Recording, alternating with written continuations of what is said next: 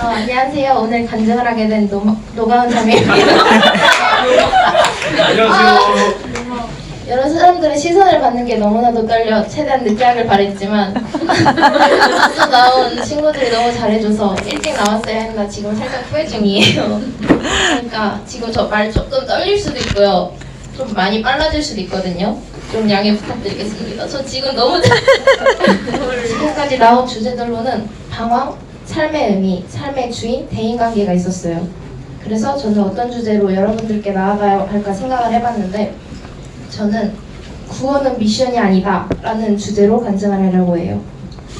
간증은 어떻게 하지 생각하면서 이런저런 주제를 생각하다 보니 내가 구원받으려 할 때 받은 후는 어땠지? 라는 생각이 들었어요. 그러니 자연스레 구원받는 것은 하나의 미션처럼 생각하며 구원을 받으려 했었고 그렇기에 침례를 받은 이후에도 많은 넘어짐이 있었음을 기억하게 되었어요. 구원을 미션처럼 생각했었기에 어려움이 많았고 넘어질 때마다 내가 진짜 구원을 받은 게 맞은 걸까? 내가 미션처럼 생각했기에 실패라는 게 싫어서 성공한 척하는 건 아닐 걸까? 라는 생각을 참 많이 했던 것 같아요. 그래서 저는 이런 저의 간증을 나누기로 했고 여러분들은 이렇게 생각하지 않을 수도 있겠지만 교회 다니면서 구원을 받으라는 말도 너가 구원을 받았으면 좋겠다는 말도 그런 비슷한 뉘앙스의 말들을 많이 듣잖아요. 이와 같은 비슷한 이유들로 저는 하나의 미션으로 받아들였었기에 구원을 여러분들이 이러한 저와 같은 어려움들을 겪지 않기를 바라며 오늘 간증을 하려고 해요. 이 간증을 하기 위해 일단 저의 구원 간증부터 이야기를 해보려고 하는데 저는 6학년 때 처음으로 생생캠프에 가 구원에 대해 생각을 해보게 되었어요. 그 생생캠프에 가기 전까지는 어릴 때부터 배워왔고 그렇게 믿어왔으니까 나는 당연히 구원을 받았을 거야 라고 생각을 했었고요. 근데 이 생생캠프에서 구원에 대한 생각을 하게 되면서 나의 구원에 대한 의심을 갖게 되었어요. 나는 지식으로만 하나님을 아는 것인가 아니면 마음으로 하나님을 아는 것인가 대해서요. 그리고 여태까지 죽어서 지옥에 가는 것을 두려워해 본 적도 없고 7년 대환란이 일어났을 때 혼자 남게 될 것을 두려워해 본 적이 없다는 것을 알게 되었어요. 하지만 이 사실을 알고도 의심을 없애려고 노력하지 않았고 오히려 하나님과 멀어지고 내 삶에서 하나님을 배척하려고 오히려 더 피했던 것 같아요. 약간 막말로 나랑 뭔 상관인가 싶기도 했어요. 그런데 중2 때 교회 캠프에서 지구에는 5천 몇백 개의 언어가 있고 2013년에는 약 2,800개의 언어로 성경이 번역되어 있었는데 2015년에는 약 3,500개의 언어로 번역되었다. 성경이 모든 언어로 번역되어 주님 나는 그것을 읽을 수가 없었습니다 라는 별명이 나오지 않을 수 있을 때 예수님께서 우리를 데려가기 위해 내려오실 거다 라는 말씀을 듣게 되었어요. 이때 말씀 흘려듣기를 하던 중이었는데 갑자기 이 말씀이 또렷이 들려와 저는 성경이 모든 언어로 나올 때까지 걸리는 시간을 대충 계산을 해보게 되었어요. 근데 계산대로라면 얼마 지나지 않아 곧 그때로 따지면은 지금으로부터도 한 1, 2년 정도로 나오게 되더라고요. 그래서 그렇게 얼마 지나지 않아 대환란이 일어나게 된다는 것을 알게 되고 이때 처음으로 예수님이 오셔서 구원받은 자들을 데려가실 것이 그리고 혼자 이 세상에 남게 될 것이 두려워졌습니다. 그래서 이때부터 저는 구원을 구하게 되었어요. 이렇게 시간을 보내던 중 중3 초에 할아버지가 돌아가신 친구들이 있었어요. 친구들이 학교를 빠지고 장례식장에 가는 것을 보면서 죽음이라는 것이 결코 멀리 있는 것이 아니다 라는 것을 느꼈어요. 그리고 이때 처음으로 그리스도를 내 구주로 영접하지 않고 죽는다는 것이 매우 두려운 일이라는 것과 지옥에서 영원히 일하는 말이 얼마나 두려운 말인지 알게 되었어요. 저는 그 사실을 절실히 느끼며 하나님께 구원을 간절히 바라기 시작했습니다. 그리고 구원에 대한 관심이 높아진 이 순간부터 구원과 관련된 충고들이 강박으로 다가오며 하나의 미션으로 다가오기 시작했습니다. 하지만 이때는 그 사실을 알지 못했었어요. 그런 상황 가운데서 저는 하나님의 존재하심에 대해서도 저의 죄에 대해서도 그저 지식으로만 알고 있었습니다. 부모님의 하나님에 대한 이야기를 들었으니 계실 것이라고 생각하면서도 우연 아니야? 라는 소리를 달고 살았고 평소에 착하다는 소리를 꽤 자주 듣고 살았기 때문에 내가 그렇게까지 죄인인가? 라고 생각하며 살았었어요. 그러던 중 복음 상담을 통해 하나님께서 주신 약속과 하나님의 존재하심에 대해 믿게 되었어요. 제가 기록하는 부분에 있어 많이 약하고 또 싫어해서 그때 말씀이 어디였는지 제대로 기억은 하지 못하지만 그때 들었던 말씀이 창세기 15장 5절이었던 것으로 기억을 하고 있어요. 그 아브라함을 향한 하나님의 약속에 대한 부분에 대해 이야기를 해주셨었거든요. 창세기 15장 5절을 읽어보면 그를 이끌고 밖으로 나가 이르시되 하늘을 우러러 무뼈를 셀 수 있나 보라. 또 그에게 이르시되 내 자손이 이와 같으리라. 사실 지금 보면 이 말씀을 보면 그저 믿길 뿐이지만 그때는 주님의 약속을 이야기하고 있는 저 말씀으로 어떻게 주님의 존재하심과 약속을 믿었는지 모르겠어요. 아마 믿고 싶다는 마음이 주님께서 그런 마음을 주신 게 아닐까라고 생각을 하고 있어요. 하여튼간 저는 그 상담을 통해 그 사실들을 믿음으로써 제가 구원을 받았다고 생각했어요. 그리고 그 믿음에 대해 누군가와 더 이야기를 나누어 보고 싶었으나 곧 코로나가 터져 이야기를 나누지 못하게 되었어요. 그래서 스스로가 죄인임을 깨닫지 못했음에도 불구하고 나는 구원받았다 라고 생각을 했었어요. 그러나 한 차례 침례 상담을 받으면서 내가 아직 죄인임을 깨닫지 못했고 주님을 나의 주인이라고 말할 생각이 없는 이기적인 사람이라는 것을 알게 되었어요.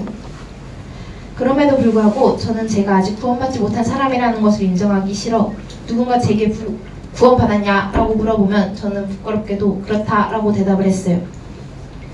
침례 상담을 통해 아직 구원받지 못했다는 것을 알게 된 후 지금 와서 생각해보면 저는 구원을 거의 포기하고 살았어요. 그리고 이 기간에 구원을 하나의 미션처럼 생각하고 있다는 것을 은연중에 알게 되었어요. 그러나 그것이 결코 옳지 못하다는 것을 알기에 도리어 인정하기 싫어 그 사실을 외면했어요. 고치려고 하지도 않았고요. 또 구원받았다고 말했었는데 이제 와서 아니라고 말하기도 부끄럽고 나는 분명 노력을 했다고 생각했는데 결과물이 좋지 못하기에 그 어떠한 노력도 하지 않았어요. 사실 구원은 내 노력만으로 이루어지는 게 잠시만요.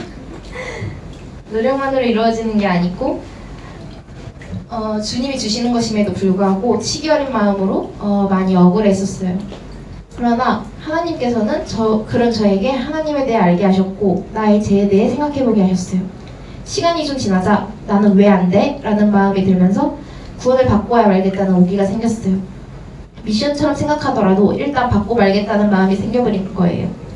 그래서 여러 사람들에게 죄에 대해 묻자 대다수가 로마서 1장 28절에서 32절 또한 그들이 마음에 하나님 두기를 싫어하매 하나님께서 그들을 그 상실한 마음대로 내버려 두사 합당하지 못한 일을 하게 하셨으니 곧 모든 불의, 추악, 탐욕, 악의가 가득한 자요 시기, 살인, 분쟁, 사기, 악독이 가득한 자요 수군수군하는 자요 비방하는 자요 하나님께서 미워하시는 자요 악을 도모하는 자요 부모를 거역하는 자요 우매한 자요 배약하는 자요 무정한 자요 무자비한 자라. 그들이 이 같은 일을 행하는 자는 사형에 해당한다고 하나님께서 정하심을 알고도 자기들만 행할 뿐 아니라 또한 그런 일을 행하는 자들을 옳다 하느니라 라는 말씀을 많이들 추천해 주었어요. 처음에는 이해하지 못했고 내가 잘못해봤자 저 정도로 잘못하지 않았다 라는 생각밖에 들지 않았어요. 그러나 그 말씀을 생각하면서 하루하루를 지내자 그동안은 알지 못하고 인정하지 못하던 나의 죄들이 보이기 시작했어요. 하지만 그걸 인정하면 내가 아직 구원받지 못했다는 사실도 완전히 인정해야 할 것 같아 부인했습니다. 그러자 주님께서는 저에게 내가 예수를 못 박았습니다 라는 곡을 듣게 하셨습니다. 그리고 그 찬양을 통해 저는 스스로가 죄인임을 인정하게 되었어요. 하지만 여전히 자신있게 구원받았다고 말할 수는 없었어요. 나를 온전히 주님께 드리고 내가 주님의 종이라고 말할 자신이 없었고 그러고 싶지 않았기에 구원에 대해 확신할 수가 없었어요. 그렇게 고민하던 중 복음 상담을 하게 되었고 나의 것이라고 생각했던 것들이 나의 것이 아닌 주님이 주신 것이라는 말을 듣게 되었어요. 예를 들면 시간 같은 것은 나의 것이 아닌 주님이 나에게 주신 시간이다 라는 말도 들었는데 이 얘기들이 처음 듣는 얘기는 아니지만 그날따라 그 말이 마음에 깊이 박혀가지고 그날 자기 전에 기도를 하며 하나님께 말씀을 드렸습니다. 내가 당신의 종이 되겠습니다. 내가 당신의 종입니다.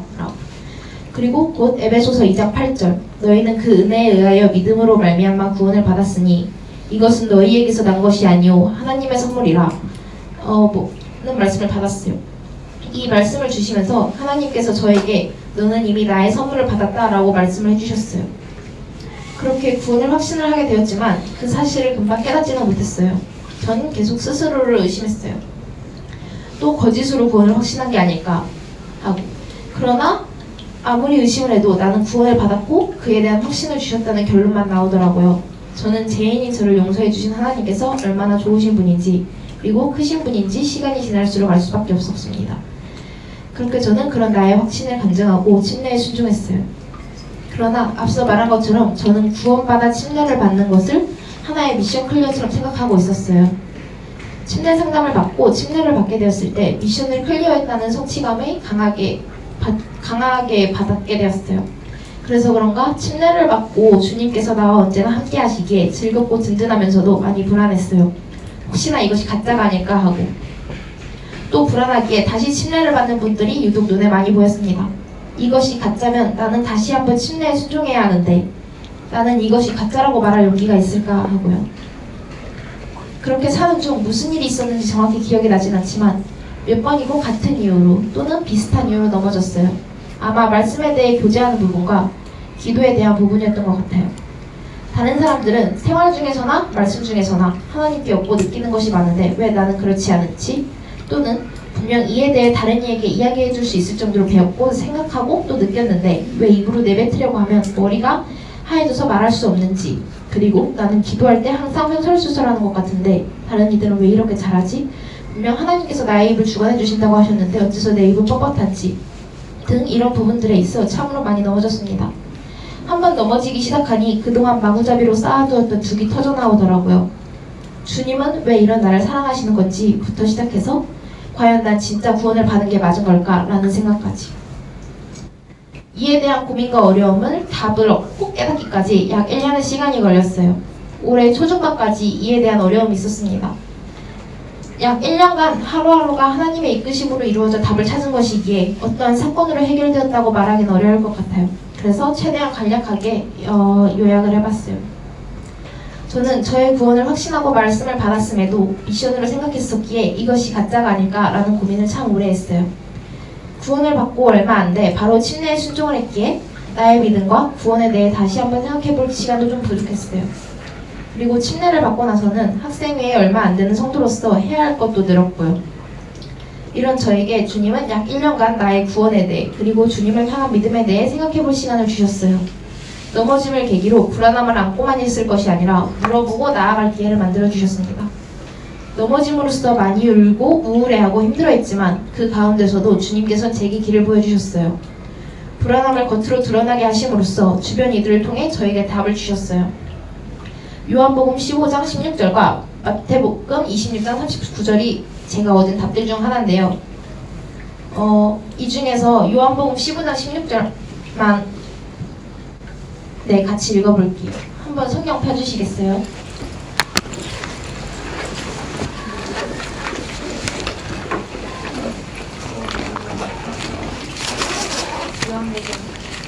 요한복음 15장 16절입니다.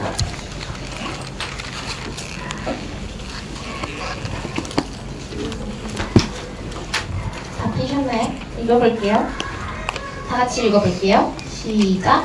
너희가 나를 택한 것이 아니요 내가 너희를 택하여 세웠나니 이는 너희로 가서 열매를 맺게 하고 또 너희 열매가 항상 있게 하여 내 이름으로 아버지께 무엇을 구하든지 다 받게 하려 함이라. 이 말씀에 나온 것처럼 내가 주님을 택한 것이 아니라 주님께서 나를 택하신 것이기에 나의 구원은 미션 성공을 위한 오기가 아닌 주님이 주신 구원이라는 것을 확신하게 되었어요. 그리고 제가 마태복음 26장 39절을 말씀드렸는데 이건 제가 읽을게요. 조금 나아가사 얼굴을 땅에 대시고 엎드려 기도하여 이르시되 내 아버지여 만일 할만하시거든 이 잔을 내게서 지나가게 하옵소서. 그러나 나의 원대로 마시옵고 아버지의 원대로 하옵소서 하시고, 이 말씀을 통해 예수님께서 하나님의 뜻에 순종하신 삶을 사신 것처럼 내가 무엇을 하고 이루려 하고 남과 비교하는 미션을 클리어하려는 삶이 아닌 주님의 뜻과 본의에 순종하며 살려고 하면 되는 것이구나 라는 것을 알게 되었어요.